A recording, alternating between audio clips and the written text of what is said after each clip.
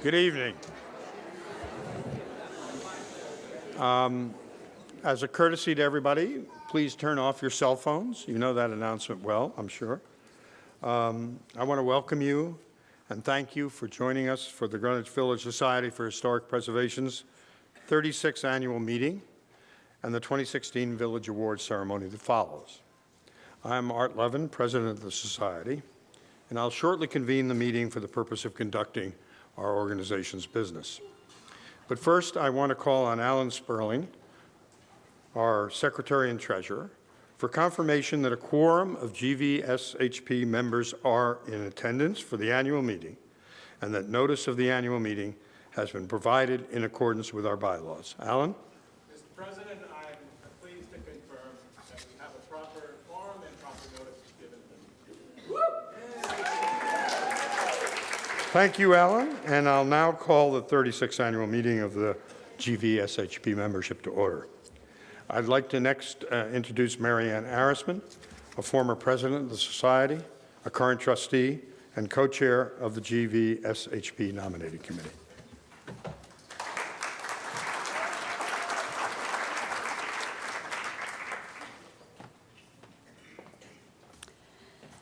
GVSHP's nominating committee is entrusted with the task of searching out new members for our Board of Trustees and confirming the continued engagement of current trustees whose terms is due for renewal. On behalf of my co-chair, Justine Leguizamo, and the whole nominating committee, it is now with great pleasure that I present the slate of trustees recommended by the committee to be voted on by all GVSHP members this evening. All dues-paying members received a bookmark when you entered to indicate your vote. When I call for the vote, please raise your voting bookmark in the air.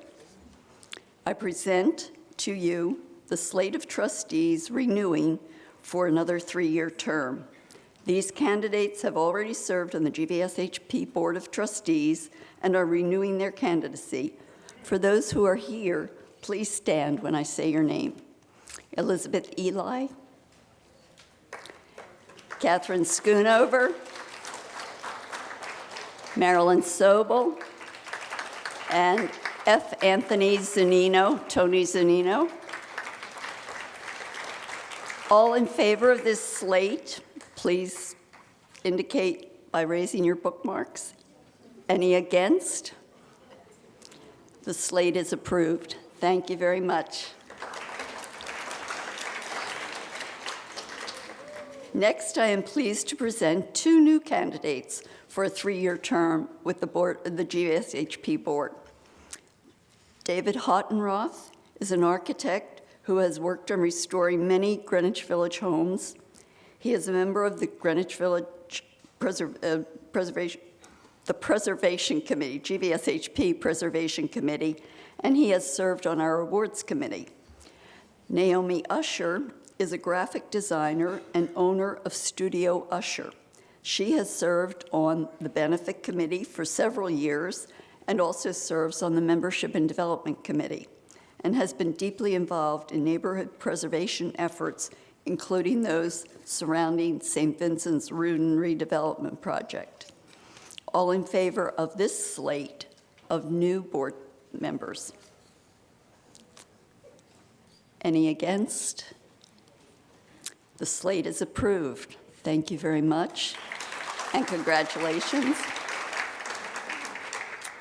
I would also like to take a moment on behalf of the Board of Trustees and all GVSHP members to thank 2 long-term trustees who are now not renewing their terms. Penelope Barrow has served as a GVSHP trustee for over 25 years. Cynthia Penny has served for 9 years. We thank them both for their many years of dedicated service and contributions.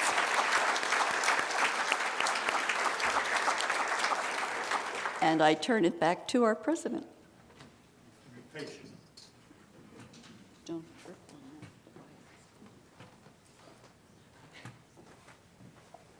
Thank you, Marianne. I want to extend a special welcome to our new trustees, David and Naomi, and I want to thank all of the current and past GVSHP trustees, all of whom have been so instrumental in our organization's success and the pursuit of our mission.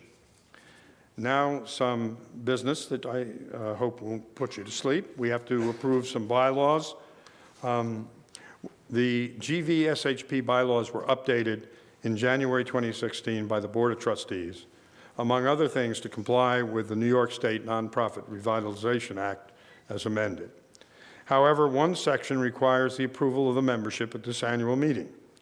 That section, Section 3.05, specifies that the lesser of 100 members, or 1/10 of the total number of members entitled to vote at a meeting of members, shall constitute a quorum at such meeting. I move the adoption of that section. May I have a second? I'll second that. Are there any questions or comments from anyone in the audience? Yes? What is the current membership? About 1,400. Any other questions or comments? Hearing none, all those in favor of the motion? Any opposed? The motion is approved. All of you, at least all members in attendance, have received a copy of the 2015 audited financial report and the membership report when you registered at the check-in desk for the meeting. If you have not received one, copies are still available at the desk outside. And Andrew Berman will elaborate on the financial report and the status of our membership in his remarks. I now invite our Executive Director, Andrew Berman, to the podium to present his annual report to the Society on our accomplishments for the past year. Andrew.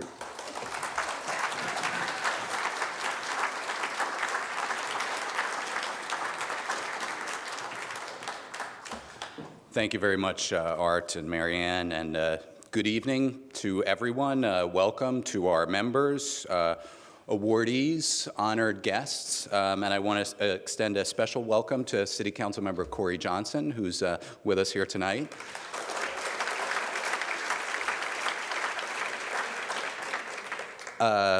We'll talk more about Corey a little bit later and some of the great work he's been doing with us, but I would like to thank our very generous co-host for the evening, the New School, and our wonderful awards committee for their terrific work in selecting this year's honorees from hundreds of worthy nominations.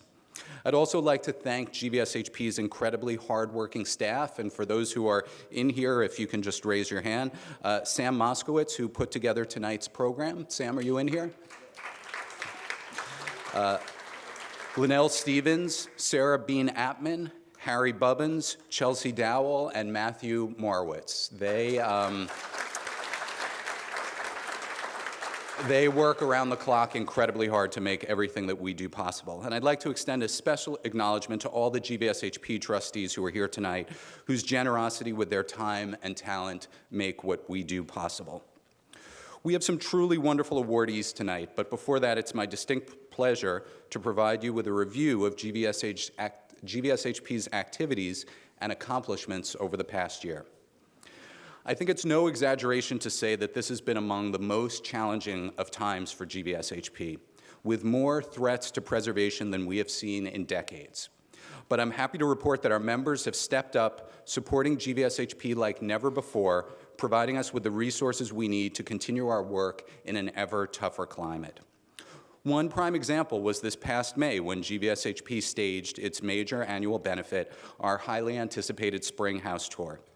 In spite of some rare, less than perfect weather, the tour was a tremendous success, our highest grossing benefit ever. Hundreds of tour goers got exclusive access to some of the most beautiful and historic houses, spacious lofts, incredible art collections, and imaginatively renovated homes in the village, the doors of which were generously opened by their owners. The event raised nearly a quarter of GVSHP's annual budget and was made possible by an incredibly hardworking committee, including chairs Cassie Glover and Kyung Choi Boards, and more than 130 volunteers and dozens of generous businesses and sponsors. This was just one of many forms of support GVSHP received over the past year. Membership support, which comprises about 70% of our annual income, continued to rise. More than 300 new members joined GVSHP last year, bringing in over $100,000 in new membership support. From 2001 to 2015, total membership support for the organization grew by nearly 1,100%. While the number of GVSHP members increased by almost 500%, greatly increasing GVSHP's capacity for education, research, and advocacy. New members come from a variety of sources, including our programming. This past year, GVSHP conducted 60 public programs attended by over 5,100 people, a nearly 25% increase over last year's already impressive numbers. Almost all of our programs are free and open to the public, with our exception of our members-only events. Programs this year included tours of local theaters, churches, and synagogues, lectures on Edna St. Vincent Millay and Woody Guthrie, and slideshows on topics ranging from East Village Community Gardens to West Village nightlife in the 1980s. We also continued our highly popular historic plaque program in partnership with the Two Boots Foundation. This past October, we added a plaque honoring James Baldwin to the front of his former home at 81 Horatio Street, which was attended by members of his family, the publisher of his writings, and artists and writers he inspired, including Fran Lebowitz. Last June, we added a plaque to honor the former home of Martha Graham's original dance company, and later this summer, we plan to unveil a plaque marking the former home and studio in NoHo of artist Jean-Michel Basquiat. Throughout the year, with the help of the GVSHP Brokers Partnership, we expanded enrollment in our continuing education program for real estate professionals, educating more brokers and realtors who work in our communities about the value of history and preservation. Given the critical role these professionals play in shaping our neighborhood, this education pays invaluable dividends. The GVSHP Broker Partnership also staged a very successful comedy night fundraiser in April, and in October they held a wonderful benefit concert at the Eldridge Street Synagogue with the Andy Statman Trio. Great. This coming Wednesday, the 29th, they'll be hosting a wine, cheese, and jazz garden party at the Jefferson Market Garden with tours of the historic library included. Of course, GVSHP's educational activities were not limited to adults. Over the past year, demand for GVSHP's children's education program grew as more schools across the 5 boroughs enrolled in the program, which serves children in grades 1 through 7, using in-class sessions and a tour of the village to teach about immigrant history, urban development, and 19th century life in New York, allowing us to cultivate the next generation of preservationists. More than half of the students enrolled in the program qualified for need-based scholarships from GVSHP, allowing them to participate for free. The program, like our general programming, is made possible by a combination of government and private grants, but the single largest source of support for these programs is membership contributions. So thank you, our members, for making this possible. GVSHP has also been expanding our social media presence to engage and mobilize a broader audience. In the past year, our Facebook reach has grown by nearly 50% and our Twitter following by nearly 25%, while the viewership of our YouTube page has grown by 30%. This includes nearly 7,000 views of the videos of our programs, which for the first time surpassed the number of in-person attendees, showing the value of making every one of our programs permanently available for viewing on the web. And today, I'm pleased to announce that we are launching GVSHP's Instagram account, starting with images of tonight's event. We hope you'll follow us. Yes? We hope you'll follow us, and please feel free to share and tag your own images with GVSHP and Village Awards. This is another great way for us to spread the word through pictures about what we value most about our neighborhood. Our website continues to attract users and to connect us to interested people and supporters from across the globe.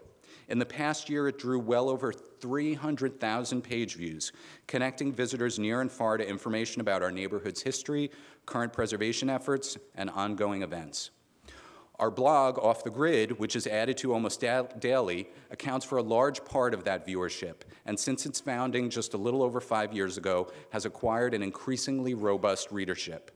Of its 1,400 posts, more than 165 have been viewed more than 1,000 times, and more than a dozen have been accessed over 5,000 times each.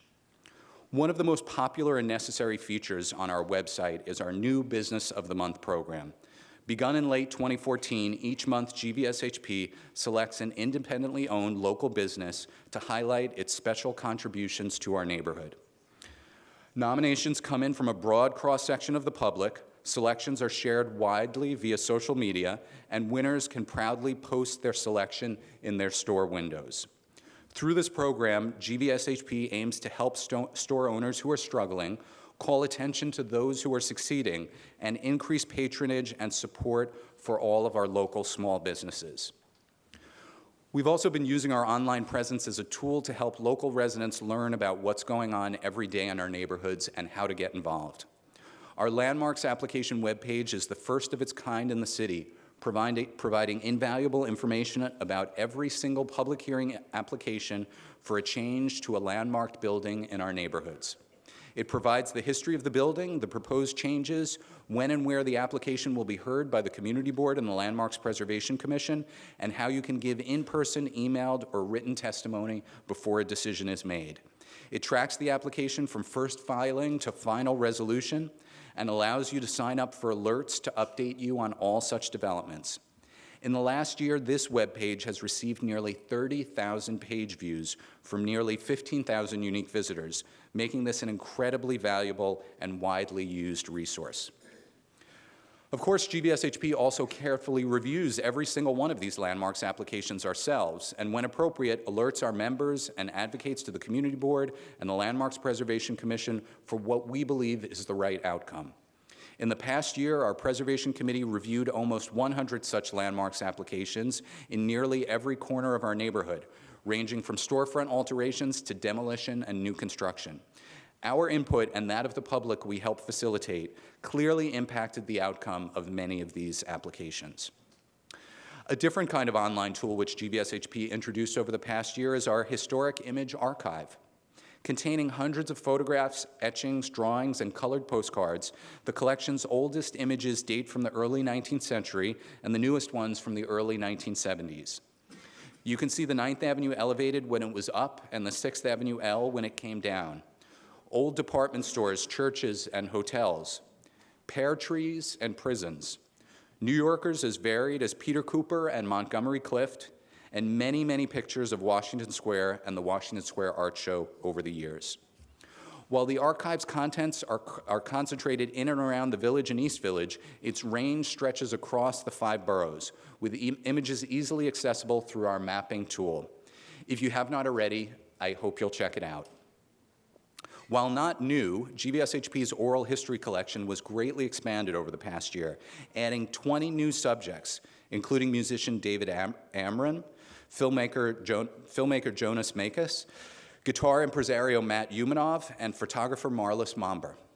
These interviews, available on our website, joined long-standing GVSHP oral histories with preservation pioneers such as Jane Jacobs and those involved with the creation of Westbeth, such as architect Richard Meyer.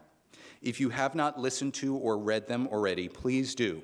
They offer remarkable first-person insights into the history, culture, and development of our neighborhoods. In looking back over the past year, undoubtedly GVSHP's largest single area of focus was, and always is, our advocacy work. And this past year, we had no shortage of such work to do. On Gansevoort Street, we work closely with local community groups like tonight's awardees, Save Gansevoort, to push back against an outrageous plan to transform an iconic block in the meatpacking district, which GVSHP helped get landmarked in 2003. The initial plan was awful. Demolition of 3 buildings, outlandishly large and poorly designed additions to a 3rd set of buildings, and 2 oversized, out-of-place new structures. Gradually, the developer and the LPC scaled back and improved the designs, making them significantly more in keeping with their surroundings. But frustratingly, the Commission seemed more interested in accommodating the developer than with upholding its mandate to preserve and protect the history of this area. When the Commission told the developers to limit the height of any new construction to the size of previously existing buildings on the site and other loft-style buildings in the area, GVSHP and Save Gansevoort dug deep into historic building permits to prove the size of these buildings, to try to ensure the developer did not get an inch more than they were allowed.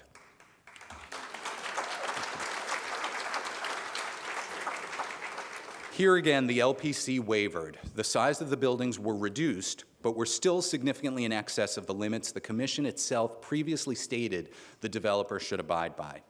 This illustrates the ongoing challenges we face from a Landmarks Preservation Commission, which is increasingly permissive with developers in historic districts. Fortunately, in the case of the Gansevoort project, the story may not be over. The developer will likely seek a change in allowable uses for the site to make this plan financially feasible, a change only allowable with the consent of the City Council and the City Planning Commission after public hearings. So stay tuned. At a much earlier stage is a plan to rezone the 3-block-long St. John's Terminal site at West and Houston Streets to allow a 5-building, nearly 2 million square foot residential, hotel, and commercial and retail complex. The tallest of the new buildings would reach higher than the nearby Trump Soho and would together be more than 5 times the size.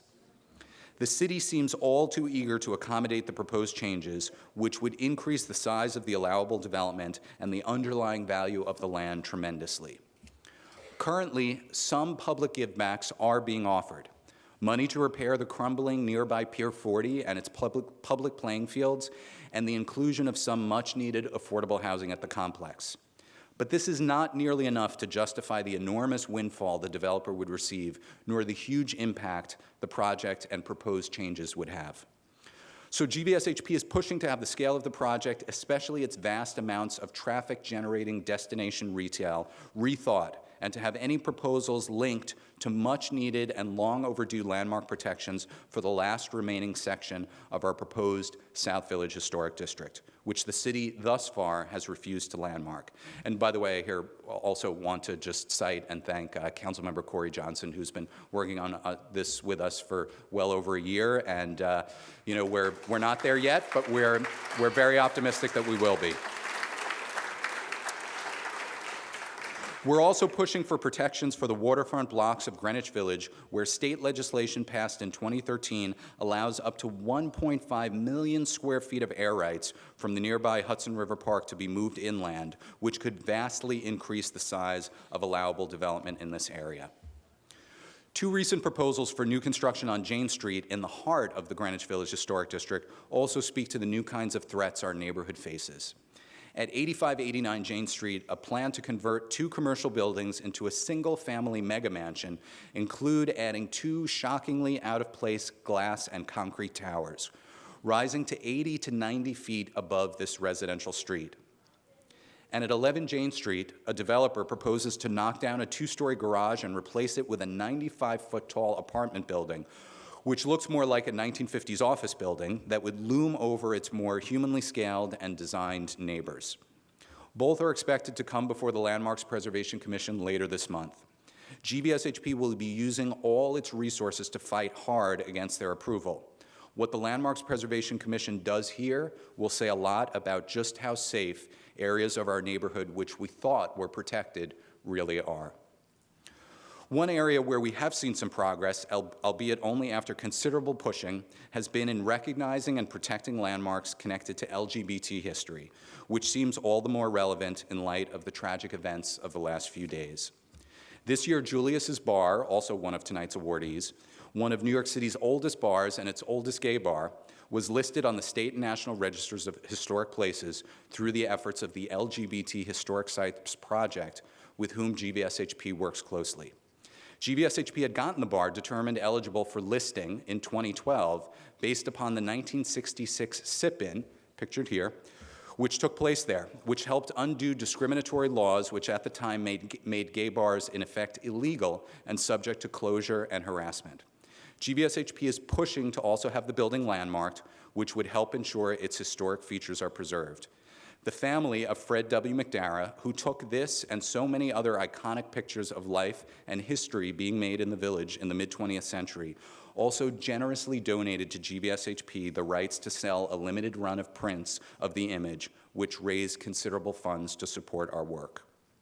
And now the Stonewall Inn is also poised to become the first site ever made a national park or monument based upon LGBT history, an effort GVSHP supported.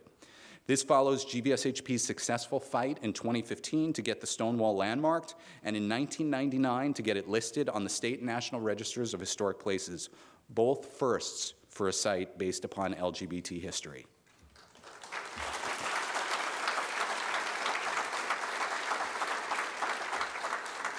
Even as we made progress on this front, at City Hall there were concerted efforts to turn back the clock on preservation. Intro 775, the Landmarks Drop-Dead Deadline Bill, suddenly resurfaced at the end of May. Claiming to make the landmarking process more transparent and predictable, Intro 775 was put forward by the real estate industry to make avoiding landmarking easier for powerful and well-connected developers. GVSHP helped lead the charge against this pernicious measure, turning out hundreds at the City Council hearing last year. In light of this backlash, the Council removed the most dangerous piece of the bill, a 5-year moratorium on reconsideration of any site for landmark designation which didn't meet the deadlines, during which time demolition could proceed unimpeded. But the 1 to 2 year deadlines remained in the bill, deadlines which more than half of our city's landmark properties had failed to meet. And if designation did not take place in time, the sites would be automatically removed from consideration and demolition permits could be issued. Fortunately, GVSHP and other preservationists found out at the 11th hour that the Landmarks Preservation Commission can in fact get around, if they choose, the bill's rigid timeframes by decalendaring and recalendaring a site, thus starting the 1 to 2 year clock over again and avoiding the building or neighborhood falling to the wrecking ball.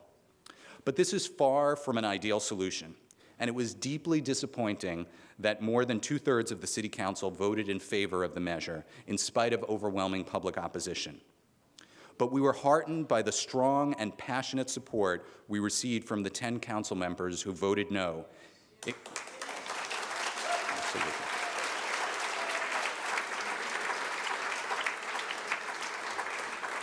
And I'm happy to report that that includes all 3 of our local city council members, Rosie Mendez, Margaret Chin, and Corey Johnson.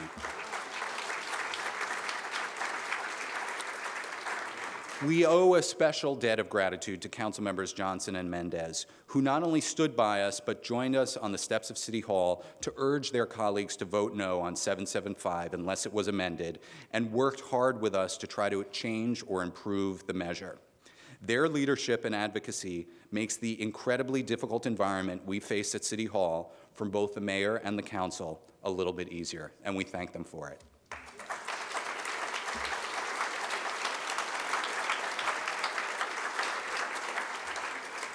Intro 775 was not the only way the real estate industry tried to undermine preservation this past year, nor was it the only case in which we were able to push back with significant results.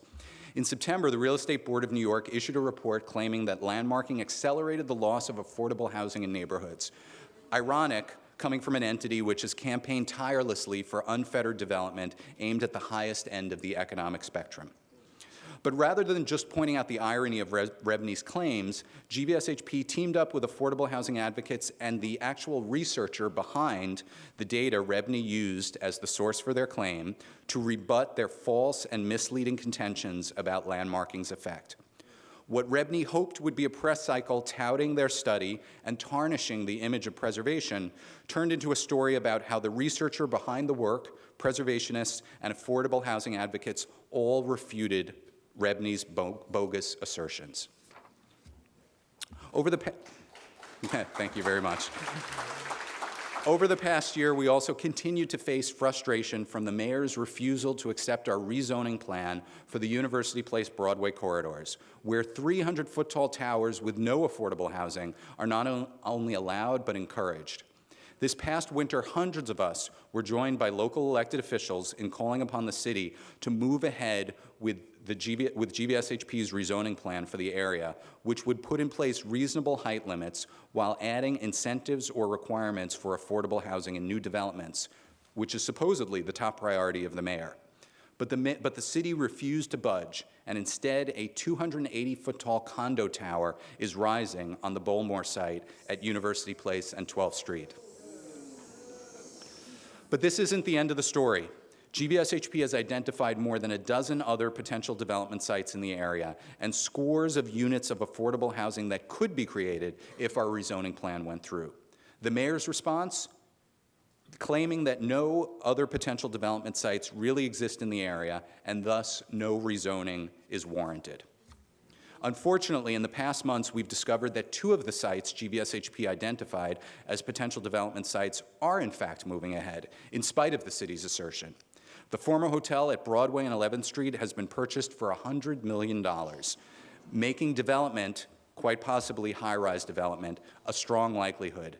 And plans have just been filed to replace the lovely cast-iron building at 827 Broadway with a 290-foot-tall office tower. But we are not giving up, and we will not abandon this part of the village, which is uniquely lacking in landmark protections or adequate zoning protections. We will use these cases to call the city out on their hypocrisy and their dishonesty about the threats to this neighborhood, and we will demand action to protect our neighborhood's special character. Some of that is already taking place behind the scenes, but expect to hear more about some very public steps we will be taking soon, for which we will need your help and participation. We did get the mayor to move considerably on his plan to roll back hard-fought-for neighborhood height limits. The Zoning for Quality and Affordability Plan was introduced last year and immediately came under fire from GVSHP and groups citywide for gutting local zoning protections while offering little in return. GVSHP organized press conferences with city council members and issued reports showing how the proposed changes would likely lead to no increase in affordable housing production, just taller buildings in residential neighborhoods. Before its final passage by the city council, we got many of the worst elements of the proposal removed. In the Far West Village, the height limits we secured over the last 10 years have remained more or less intact. In the East Village, we kept most of the zoning protections and height limits we had fought for, covering most of the area, though in some parts of the neighborhood, those height limits were lifted by 15 feet for new developments that contain just 20% affordable housing. Albeit this is down considerably from the 25-foot height increase the mayor was seeking. While there are many cases like this where we blocked or reduced the impact of proposed new anti-preservation policies, there were some wonderful cases where we just plain won. Earlier this year, we finally got the 200-year-old Federal-era house at 57 Sullivan Street designated a New York City landmark, something GVSHP had been fighting for since 2002. Believe it or not, this house was actually first considered for landmark designation in 1970, but the proposal was scuttled the first time, making this the end of a nearly half-century wait. This was actually part of a broader victory by GVSHP and preservationists, since 57 Sullivan Street was one of nearly 100 sites which had been under consideration for landmark designation for more than 5 years, that the city initially proposed to drop from consideration without a hearing or any final decision. GVSHP and our allies vociferously protested the plan, arguing instead that these sites should all get a fair public hearing, their day in court, and a final decision.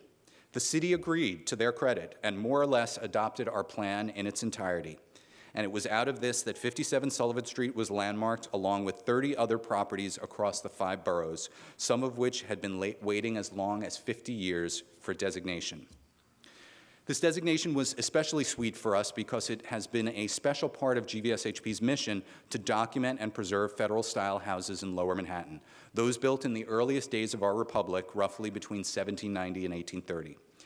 GVSHP took the occasion of this designation to survey all the federal-era houses we've helped get landmarked over the past 20 years, and this spring issued a report documenting each and every one.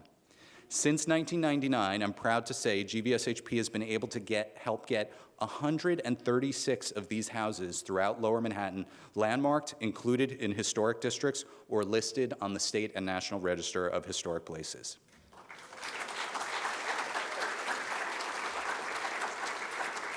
GVSHP will continue to advocate for the preservation of these houses, which are typically the first and only buildings ever constructed on their sites. Speaking of the South Village, another sweet victory came just a few weeks ago when the scaffolding finally came down and restoration work was completed on 43 McDougal Street. For nearly 10 years, GVSHP has been fighting to get this landmarked 1846 house at King Street restored. A disinterested owner allowed the abandoned corner structure to rot for years, attracting mold, vermin, and vagrants, threatening the safety and well-being of the historic structure and its neighbors. GVSHP had pushed the city to take legal action against the owners to repair and maintain the building. After considerable pressure, the owner sold, and a new owner promised to restore the building, to which we responded with cautious optimism. We supported their application to the Landmarks Preservation Commission to make minor changes and bring the building back to its original charming glory. And now, after nearly 2 years of work, 43 McDougal Street once again shines as a lovely historic gem. Perseverance and a little bit of faith ultimately paid off.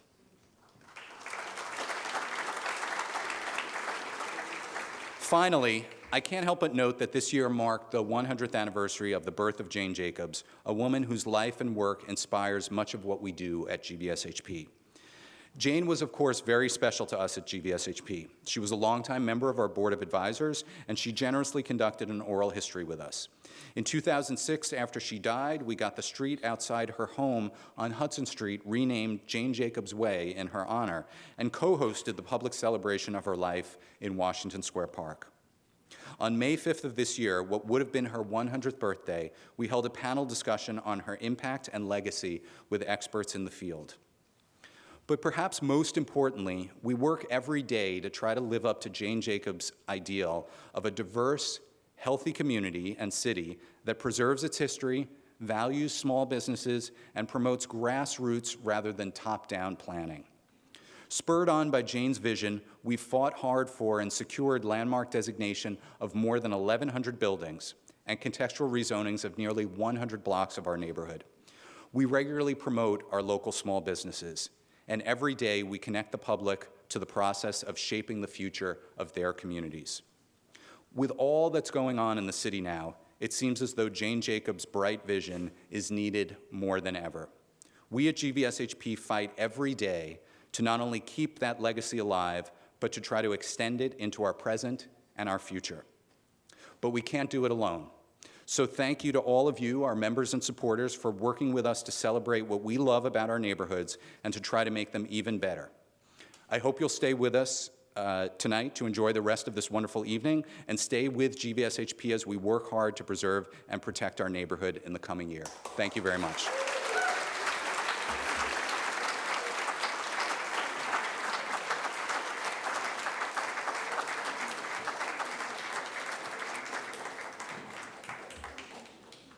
Thank you, Andrew. Just a brief announcement for the trustees who are in the audience. Our meeting after the award ceremony will be through that door in the green room. So we'll gather there after the awards ceremony is over. I'd like to now ask if any member of the society has any new business to propose for the annual meeting. I see no hands, so I'd now like to ask for a motion to adjourn the annual membership meeting. I have a motion? Second? All those in favor? Opposed? The meeting is adjourned. Now I'd like to introduce our host for the 2016 awards ceremony. Bob Holman is a poet, an activist who has dedicated his career to advance the art of poetry. He's been involved in more poetry projects and organizations than I could possibly mention, but I'll mention a few. The St. Mark's Poetry Project, the New Yorican Poets Cafe, Bowery Arts and Science, and the Bowery Poetry Club. Bob has won dozens of awards, including a 2011 Village Award winner. Ladies and gentlemen, my pleasure, Bob Holman.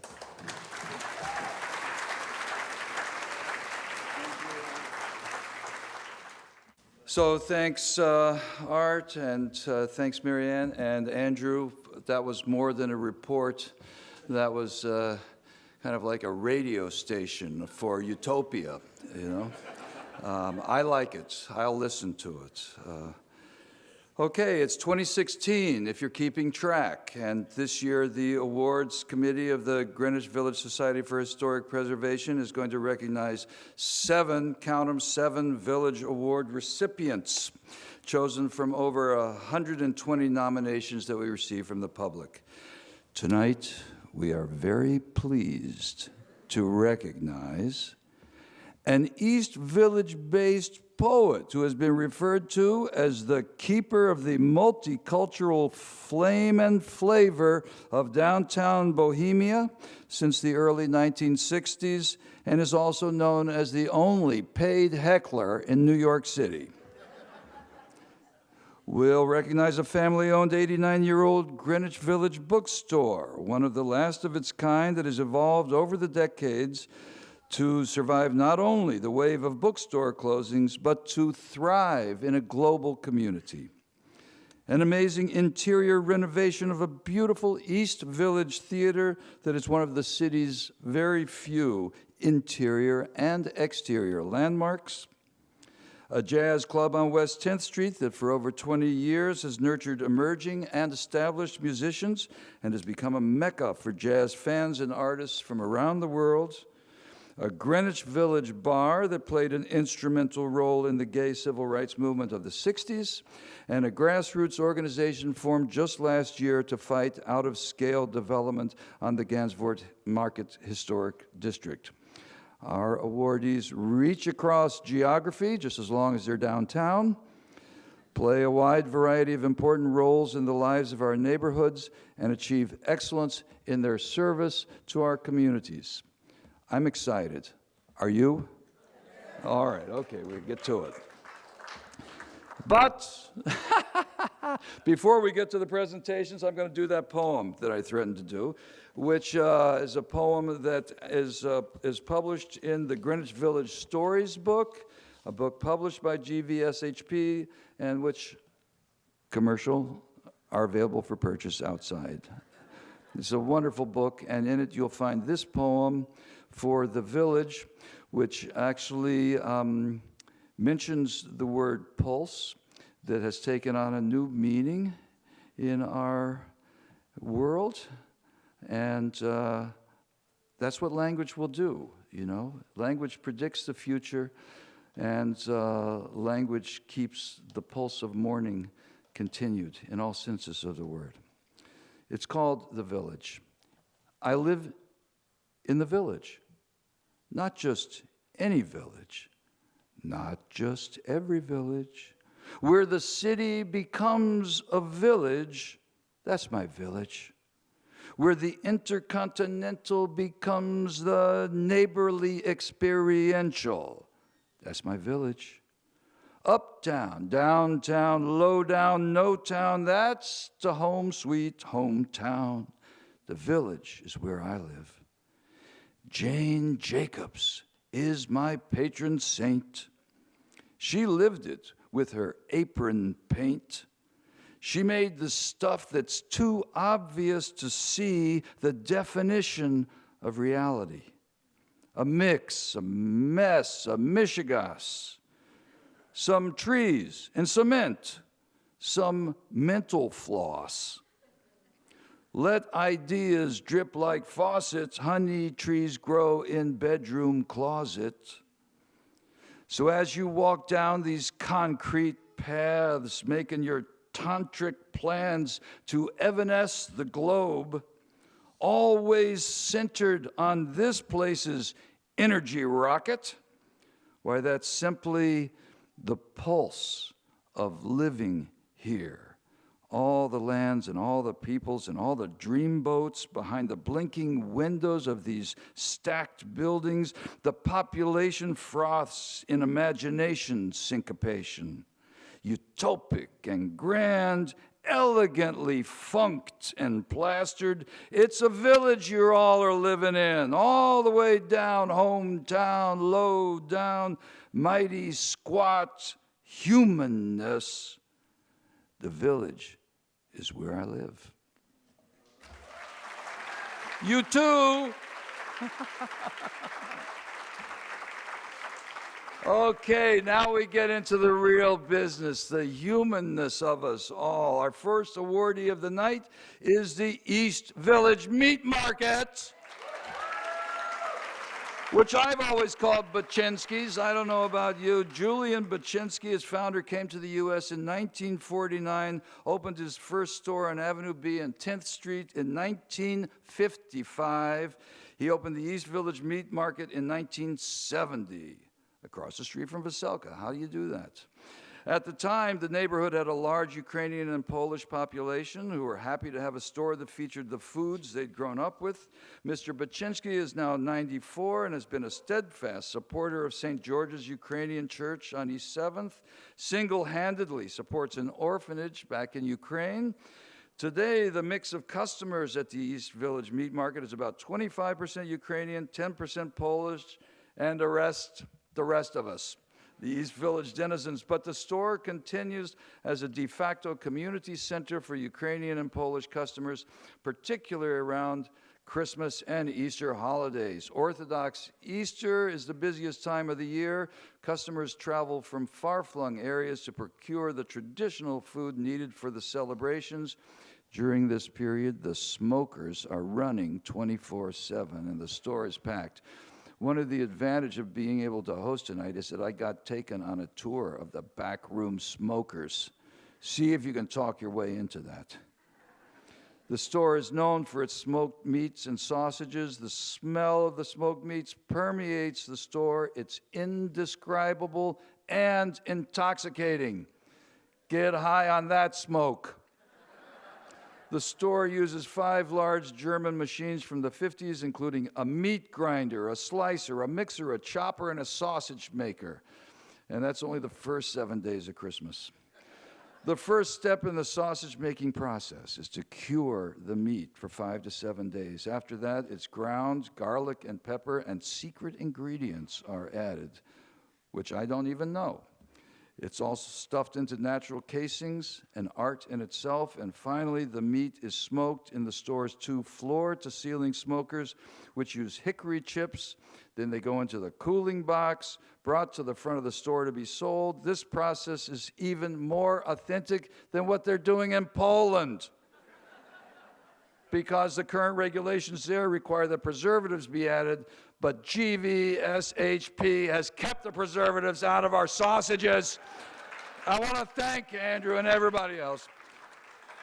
Now, the hams that are cured here are sourced from small family-owned farms that pay attention to the nutrition, exercise, and living conditions afforded to the animals.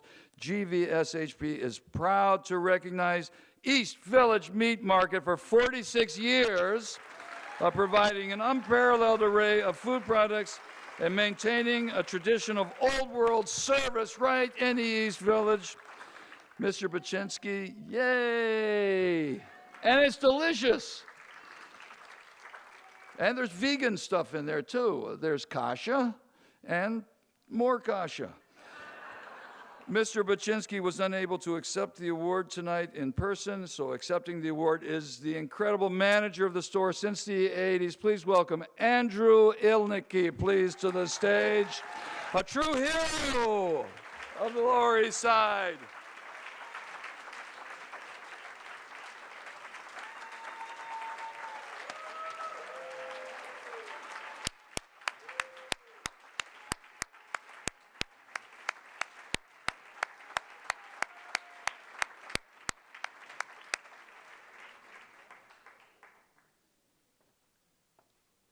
I would like to say thank you to the committee for giving us this award, and also say thank you to loyal customers for supporting the business for so many years. Thank you.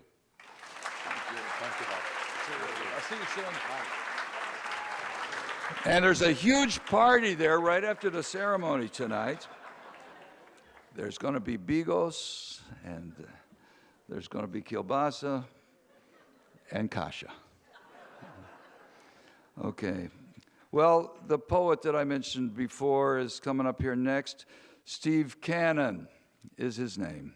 The Professor is what he's called. Steve Cannon has experienced many lives and adventures, and that he doesn't mind telling you about it either. including the fact that it all started in Nolens, New Orleans, where he was the youngest of 8 children. Influenced by his family's penchant for storytelling, recitation, and music, he's always pursued writing and cultural endeavors. When Steve arrived in New York in the early 60s, his only interest was becoming part of the downtown scene where writers, artists, musicians, dancers, photographers, those expressing their artistic visions would gather and exchange ideas. He's lived in the East Village ever since, over the years mixing it up with such legendary figures as Norman Mailer, Miles Davis, Cecil Taylor, Leonard Bernstein, Charlie Parker, Leroy Jones, a.k.a. Amiri Baraka, Gregory Corso, Allen Ginsberg, David Henderson, Henry Threadgill, E.L. Doctorow, and a lot of people who don't want their names mentioned here tonight. Steve has been instrumental in the founding of many of the Lower East Side's and East Village's signature cultural institutions, including the Charlie Parker Jazz Festival, the Lower East Side Arts Festival, the Howl Festival, of which he was the poet laureate, and the Nuyorican Poets Cafe. But Steve is perhaps most closely associated with a gathering of the tribes, an arts and cultural organization dedicated to excellence in the arts, from a diverse perspective. Tribes was located for many years in Steve's apartment, gallery, and gathering space on 3rd Street and Avenue D in a historic Greek Revival house built by the founder of The Nation magazine, Hamilton Fish. The literary manifestation of this group is the Gathering of the Tribes magazine, an eclectic multiculti zine currently in its 15th edition with global influence and distribution. As their website states, Tribes was conceived as a venue for underexposed artists, as well as a networking center and locus for the development of new talent. The formation of Tribes was inspired by the thriving artistic community in and around the Lower East Side, poetry at the Nuyorican Poets Cafe, which gave birth to the spoken word movement, and of course the Stoop, the workshop that Steve and I ran there at his pad, performances and plays at the Living Theater, activist art at Bullet Space, the Squatter's Domain, and hundreds of artists who want to find a place and develop their voice in their medium and a place in which their work might be appreciated. That would be Steve's place, where he is the only acknowledged blind gallery owner in New York City. Steve is currently working on publishing the Tribes Anthology, and it's going to be the focus of an upcoming PBS documentary. Tracy is here with him tonight, who's working on that. So, on behalf of GVSHP, not so good with the acronyms, I am honored to present Professor Steve Cannon with a 2016 Village Award for his lifelong commitment to the art of poetry and his contributions to East Village cultural organizations, including a Gathering of the Tribes. And coming up with him is the wonderful journalist Sarah Ferguson, who nominated Steve for this prize. Come on up here, Professor and wonderful journalist Sarah Ferguson. Welcome to center stage, Steve.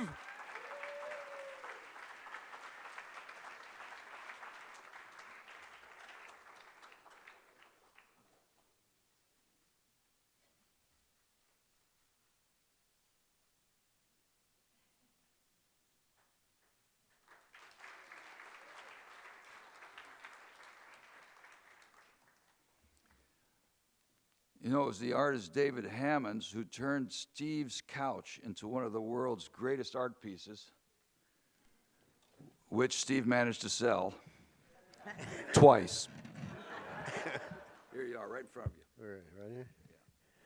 Yeah. Number one, I'd like to thank Sarah Ferguson for thinking about the blind guy without my knowledge having nominated me for this award.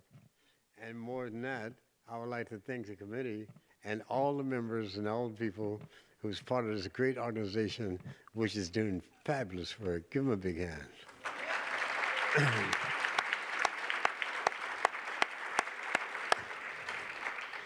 Mr. Holman mentioned why I started Tribes and what Tribes is all about. Is that what Tribes has always been a home for any artist, any race, any color, any ethnic group who's worthy and should be celebrated. So many young people are told by their parents when they say they want to make art, be a doctor, be a lawyer. And Tribes has always been the place to encourage artists to do whatever they want. And what makes Tribes happen is the artists themselves. And thank you. You got it, buddy. Thanks so much. Here's the way you go. You got it right here. Professor Steve Cannon.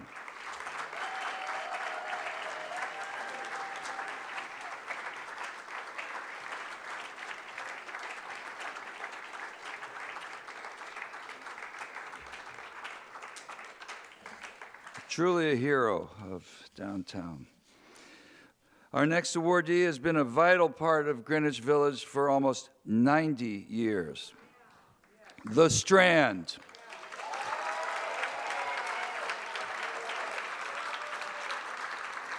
The Strand Bookstore is a family-owned business founded in 1927 by Benjamin Bass as a used bookstore on the world-renowned Book Row.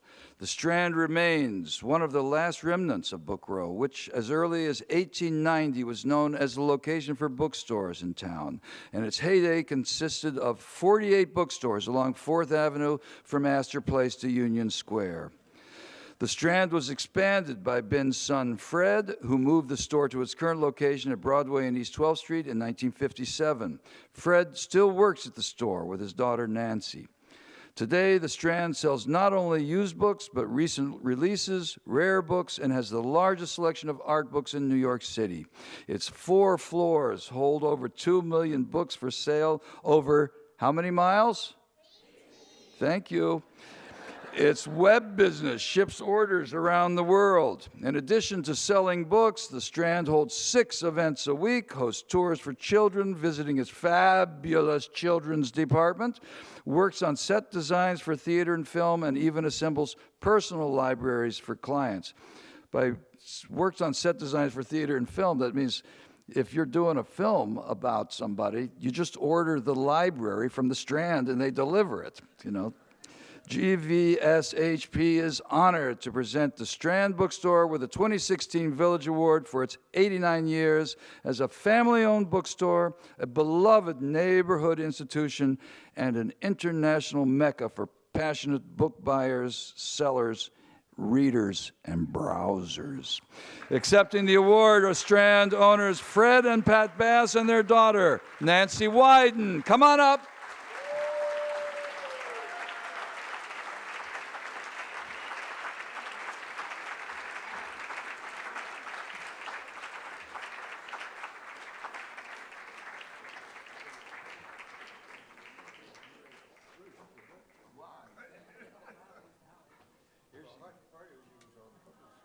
Okay. I might get a job out of this, folks.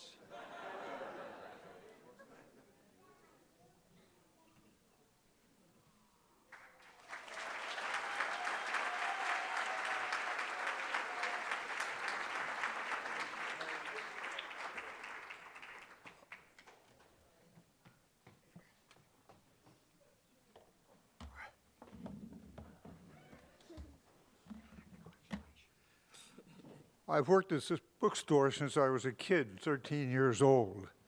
I was born on 17th Street, and I lived on 15th Street for years, and then on 8th Street in Tompkins Park. And I've worked in the area ever since, except for 2 years in the Army. This has been my neighborhood and my life and my whole world. And I want to thank this organization for giving us this honor and this great introduction we got here. My God, that is beautiful. We've got to copy it and steal it from him. That's something or another. We can publish it. We can go into the business. Okay. But thank you all for attending, and we really appreciate everybody being here. Go ahead.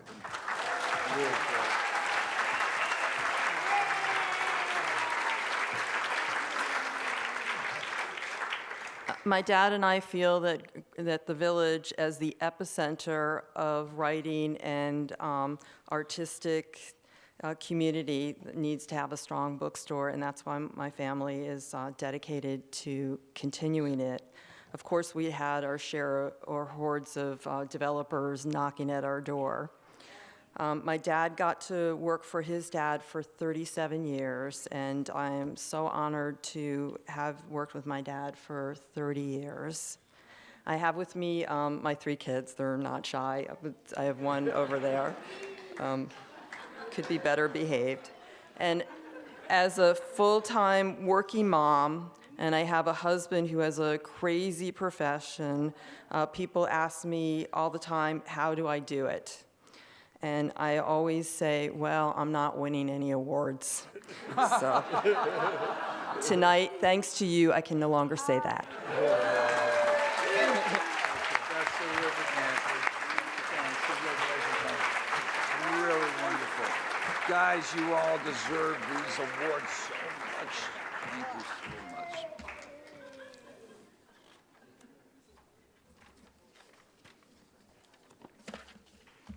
The family that reads together.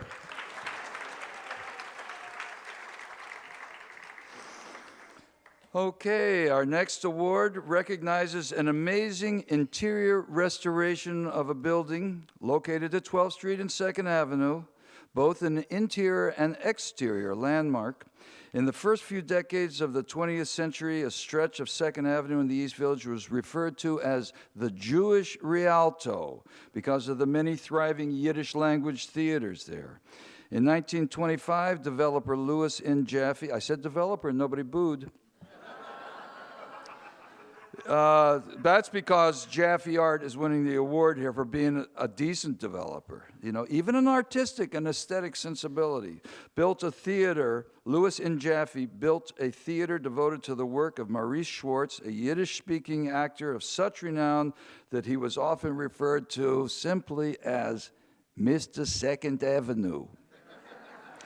Jaffe hired the theater architect Harrison Wiseman to create the stunning neo-Moorish Jaffe Art Theater at 189 2nd Avenue. You all know this theater. The theater, which was listed in both the New York State and National Registers of Historic Places in 1985 as the Yiddish Art Theater, and after decades of use as a Yiddish and later off-Broadway theater, the building was converted to a cinema in 1991. Several years ago, it became clear that the ornate plaster ceiling of the interior landmark auditorium was deteriorating, and the owners undertook an extensive restoration. CTA Architects, a New York City-based architectural firm specializing in historic preservation, restoration, rehabilitation, and new design, was brought on to complete the project. The work included the restoration of the main auditorium's ornamental plaster ceiling and dome. Above the ceiling, the plaster panels were suspended by wires or thin cables to structure that needed to be reinforced for safety reasons, as well as to ensure the integrity and longevity of the ceiling itself. The architects researched possible solutions and specified a liquid polymer product containing shredded fiberglass. Are you kidding me? That was applied to the top surface of the ceiling to improve its cohesion and rigidity, and also for health purposes. Some ornamental ceiling panels were removed, reinforced, cleaned, and reset. Damaged and missing panels were replaced and in-painted, a process where missing panels are painted to match the surrounding existing panels.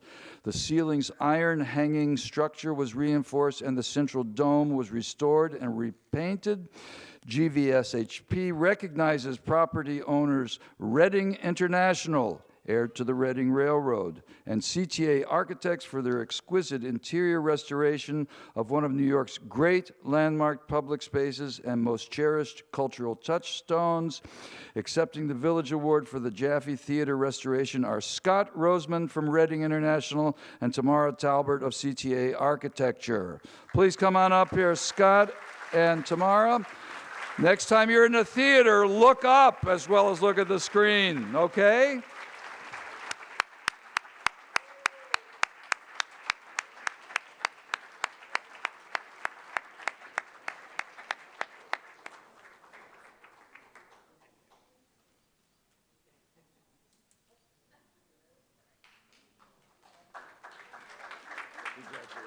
Thank you. Thank you.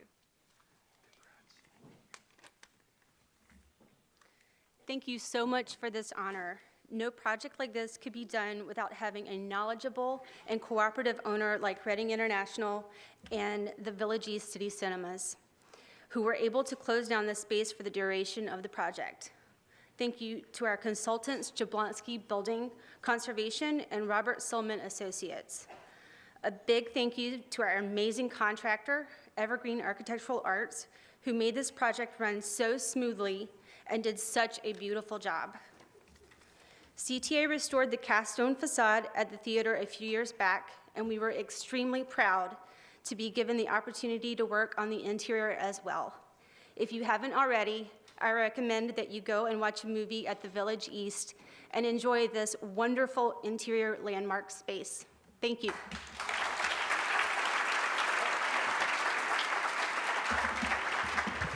I want to thank the executives of Reading International for financing this project. It was a very long, painful project, and being a movie theater, you can imagine to lose your main auditorium for over a year was quite painful. But I want to thank our CEO, Alan Cotter, our president, Robert Smerling, and of course, none of this would have happened without the great work of CTA and Evergreen. And I want to thank our project manager from Reading International, Robert Stevenson. Thank you. Beautiful job. Thank you. It's a beautiful job. And they show good movies too there, you know. So you can just enjoy the entire ambiance, even in the dark. You can feel that ceiling. Okay, on to jazz, right? What's the name of the jazz club? Oh, you guys. Why don't you get up here and I'll sit down there? The name may imply a diminutive stature, but they have had an outsized impact upon jazz in Greenwich Village and beyond. Small's Jazz Club is located at 183 West 10th Street and has become a mecca for jazz enthusiasts, owned by Spike Wilner and Mitch Borden. Mitch opened the club in '94 as a BYOB place for jazz lovers, motivated by the love of jazz, not necessarily profit. Of course, I think in that world it doesn't go hand in hand very often. Only poetry can outdo it. The club closed in 2002, reopened in 2004 with Mitch as the manager. Spike and Mitch eventually became the owners and managers in 2011. Smalls live streams every performance for free over their website, maintain an extensive archive of every performance from the club going back to 2007. The archives are accessible by subscription, with the proceeds shared by the club and the artists whose recordings are accessed. Smalls is so there's a model for how to get music to people. Pay the musicians. Smalls has helped nurture and further the careers of popular jazz musicians such as Brad Mehldau, Kurt Rosenwinkel, Chris Potter, and Peter Bernstein, among many, many others. The partners opened a companion venue nearby called Mesro, which is similar to Smalls but solely dedicated to piano jazz. Spike and Mitch's passion for jazz is clear in every aspect of their management, and they clearly appreciate that jazz is an essential element of Greenwich Village history. The operation of their business is fundamentally about the music. They're extremely proud and aware of their role in maintaining and sharing that history while being part of that tradition. GVSHP is thrilled to present Smalls Jazz Club with the 2016 Village Award for becoming a great incubator for live jazz in the Village, providing invaluable live streaming, performance archive, and revenue sharing with their audience, with their artists, and enabling us to be their audience. So here, accepting the 2016 Village Award are Spike Wilner and Mitch Borden. Smalls Jazz Club.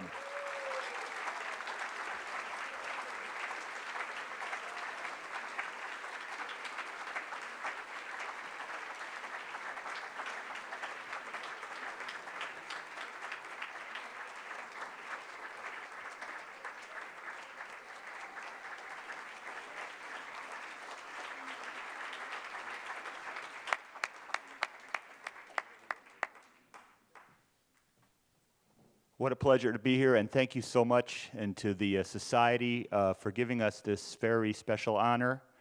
And Mitch and I have always maintained that jazz music has been an integral part of Greenwich Village's historical scene, and from the very early days, Barney Josephson and the first integrated club in New York City on down here, Greenwich Village on Waverly.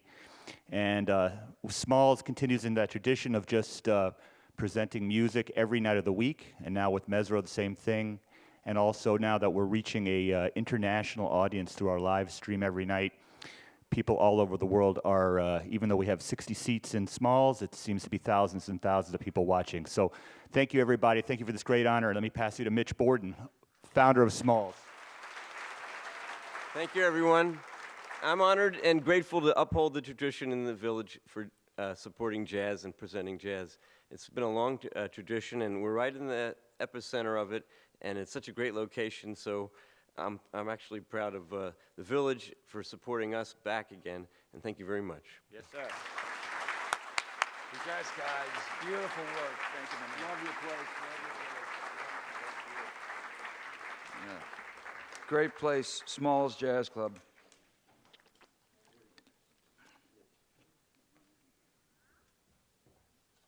It would be Julius's Bar at Waverly and 10th Street.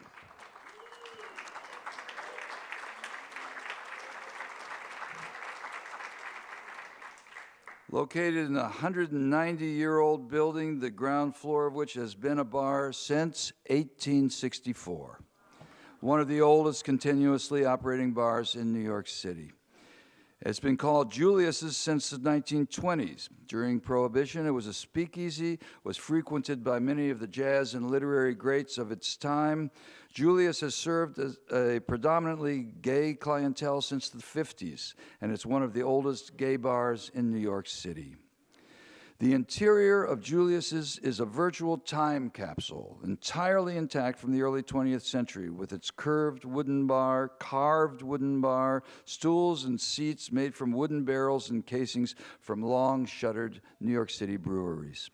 Julius's supports many charities, include the American Red Cross, AIDS Walk New York, Bailey House, and St. Jude's Children's Research Hospital. Now, Julius's claimed a unique role in civil rights on April 21st, 1966, when 3 activists from the Mattachine Society decided to challenge prohibitions on gay bars and other gathering spaces for gays by openly declaring themselves to be gay.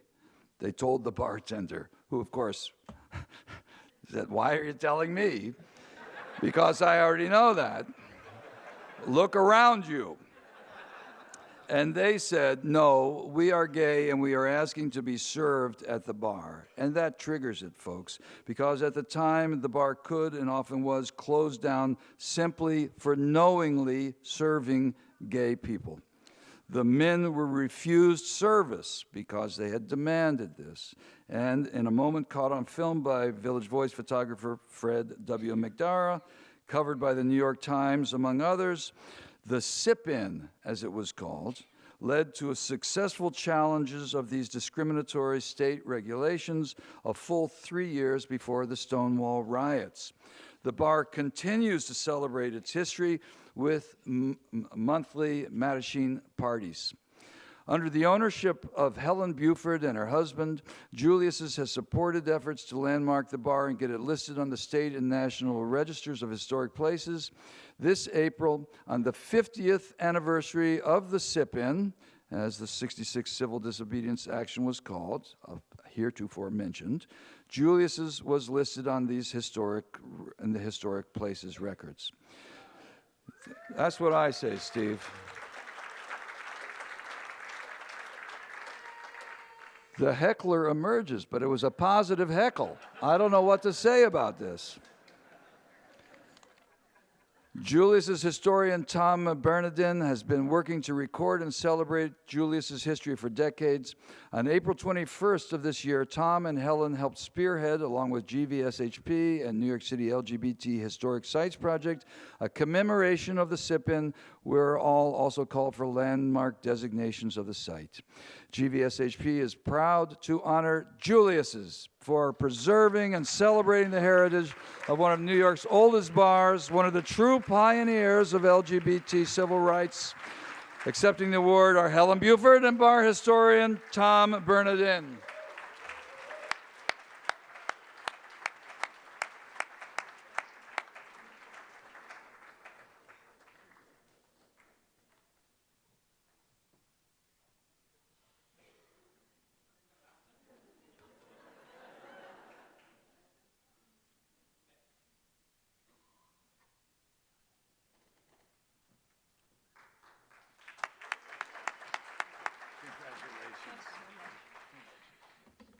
Oh, my goodness, thank you.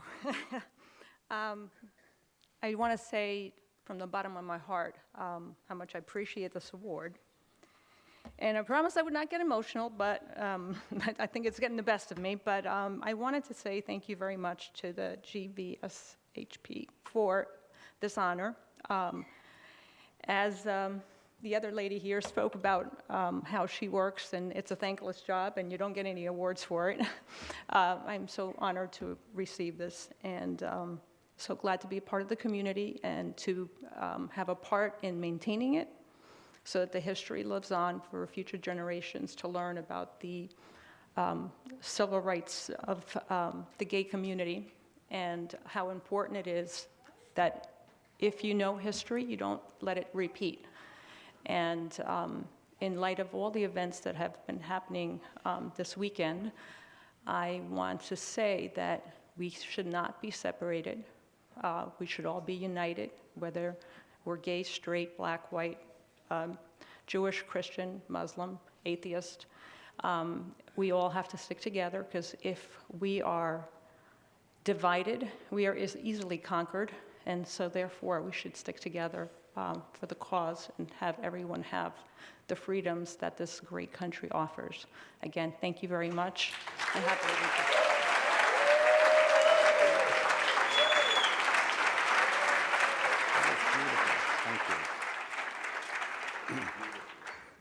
Hello, everybody. Thank you very much. I'm beyond delighted. Greenwich Village has been very, very good to me. Beginning in 1972, when I would go to Margot Gale's apartment at 44 West 9th Street. I have to mention Margot Gale. I'm sure a lot of you knew her. And one could not have asked for a better mentor. Around that time, I started to go to Julius's. And it was welcoming back then. You know, as a young kid, it was just a dream to create an identity and to be around gay people, to help define your identity and your life and to point you in the right direction. As a matter of fact, Bob, I think that's around the time you and I met there. I think we did. Yeah, and you know, you never called me back, and I thought we had a good time. Cheapers, funny, we're funny, we should meet here, huh? At any rate, folks, I now live in the village for a very long time, within walking distance to Julius's, and I'm just so blessed to have this wonderful establishment to go to and to be around such intelligent, interesting, diverse, crazy, wonderful people, and to come full circle with the efforts of the sip-in, that these guys are still alive as young men. They had the courage to say, I am a homosexual. And believe you me, that does not come easy. Thank you all very, very much. Beautiful, John. Thanks all very much. I couldn't resist, Bob. Beautiful.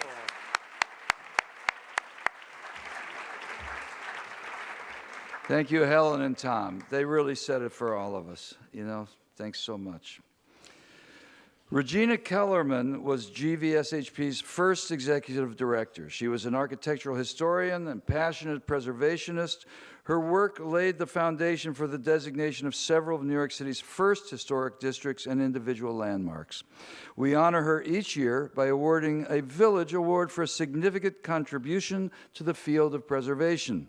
The winner of the 2016 Regina Kellerman Award for Outstanding Preservation and the final award of the evening, Let the Parties Begin, is a grassroots, or at least go have dinner, is a grassroots organization formed to face a threat to one of our historic districts. GVHSP is proud to bestow the Regina Kellerman Award upon Save Gansevoort, an organization that follows in the long tradition of Greenwich Village activism. Save Gansevoort was formed quickly in response to the threat posed by plans to demolish, replace, and build on top of several historic buildings in the Gansevoort Market Historic District. The group is led by longtime West Village activists, but mobilized and brought in a broad cross-section of the community, from longtime residents to newcomers, to fight the developers' plan to drastically alter the historic block of Gansevoort Street between Washington and Greenwich Streets.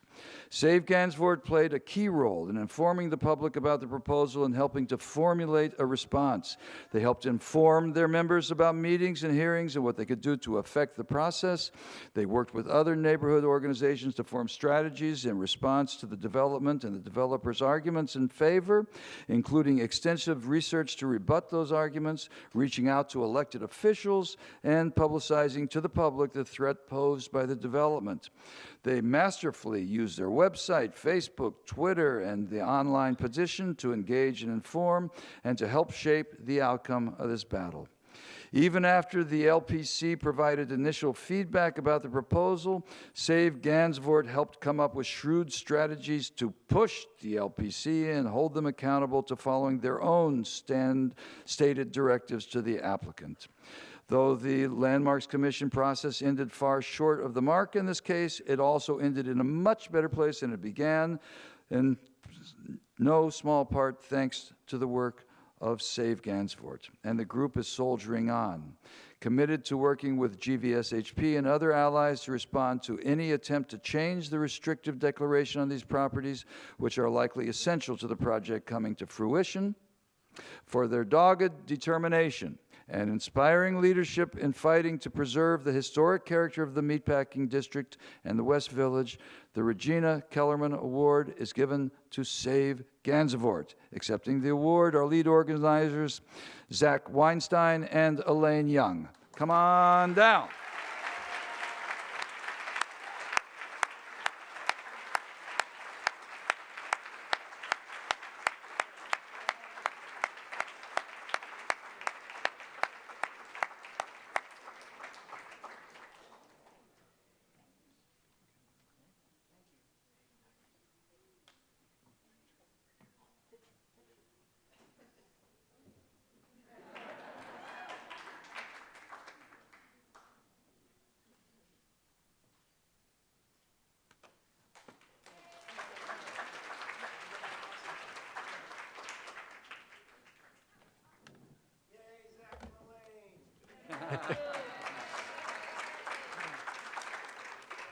As I'm sure everybody here knows, the efforts of a group like this are completely dependent upon all the members of that group.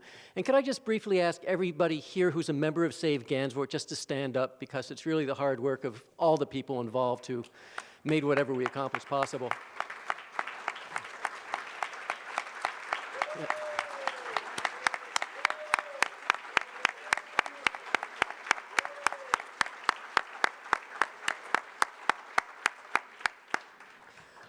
I'd also like to say something which I know is obvious to everybody here, but this fight and all of the other hundreds of fights that we have had over the decades to preserve the Greenwich Village, the historic character and everything of historic value in Greenwich Village would not be possible without the efforts of GVSHP. Every time another ridiculous, stupid, obnoxious project comes down the pike, the first thing we do is we go to GVSHP, we make sure that they know about it, or more likely they've come to us to make sure we know about it. They help us with strategy, they help us with resources, they help us with information, they help us with the electeds. It could not be done without their help, and we are extremely grateful for it. This award is bittersweet, as I'm sure people here know. I think we really did do an outstanding job of fighting this with everything that we had, but nonetheless, the decision is not what we wanted. And I think the one thing that I would take away from this is that under the current administration and under the current Landmarks Preservation Commission, what we have fought for in the creation of individual landmarks and landmark districts is truly under threat, because what this proposal represented was a transformation of the character of an entire block in the historic district, and although it's a lot better than it could have been, nonetheless, the transformation did go through, and it was permitted by landmarks, and it really does show the level of oversight that we're going to have to continue, and unfortunately, I have to say that GVSHP's got their work cut out for them, and they're going to need all the help that they can get. Other than that, the fight continues. As has been mentioned, there's still a restrictive declaration on the property, and until and unless that is lifted, we are hopeful that this thing may not be economically viable and that we can... Yay! Yeah. We heard it first here. Thank you. And so stay tuned. Stay tuned. The fight continues.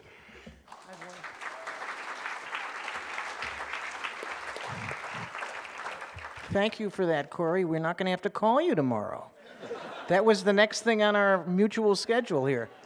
I just want to say one thing. We all worked very hard to make this happen, and I would say the group was comprised, there were people in and out of it, but probably comprised of about 12 to 13 people, including 2 guys in California who put together social media sites, Twitter and Instagram and all the other ones, to help us get our message out. But I have to say that without the leadership of Zach, who's like your last Renaissance person, who can do almost anything, you call him up and say, Zach, we need help on this, and within a day, he's already figured out how to do whatever that is. So I really think Zach, who is in a way obsessive, much to our benefit, really deserves a special applause for what he's given to this. Thank you. Thank you. Okay. Thank you.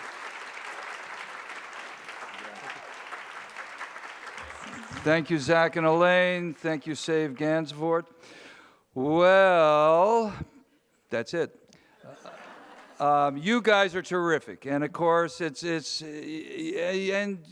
you can feel it here, the reality of humanity, which makes the village, and which keeps the struggle ongoing. You never win, but boy, can you live. So thank you all very much. On stage, off stage, backstage, around stage. Let's hear for the awardees of the 2016 Village Awards. And it's been an honor to be your host. Thank you so much.